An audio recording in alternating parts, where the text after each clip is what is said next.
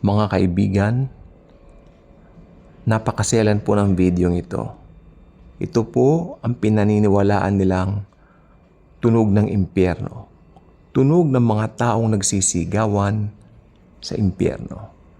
Ito po ay nangyari noong 1970. Meron pong excavation sapagkat meron po silang ginagawa ron na paghuhukay. Nag-experiment po sila.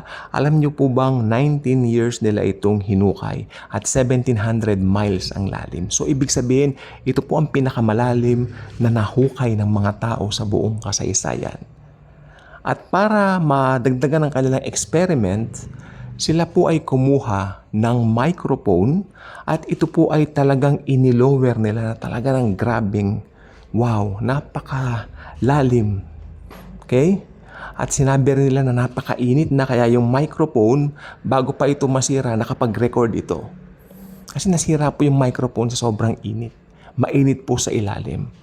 At ito po ang kanilang narinig.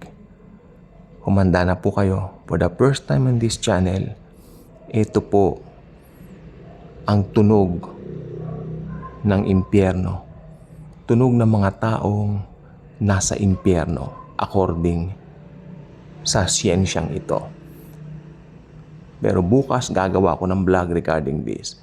Ang video pong ito ay ang intention lang po ay iparinig lang po ito sa inyo. Pero yung paliwanag ko, bukas ko po ipapaliwanag.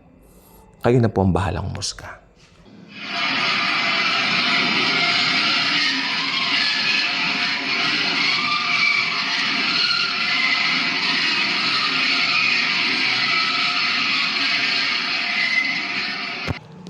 Yun po ang pinaniniwalaang tunog ng mga taong humihingi ng saklolo sa kailaliman ng lupa. Talaga pong na-record po nila ang audio na yan. Bukas ko po ibibigay ang biblical explanation dito dahil medyo gabi na rin po. Pero sabi ko nga po, ang purpose lang po ng short video na ito, kayo na po ang humusga. Good night. God bless.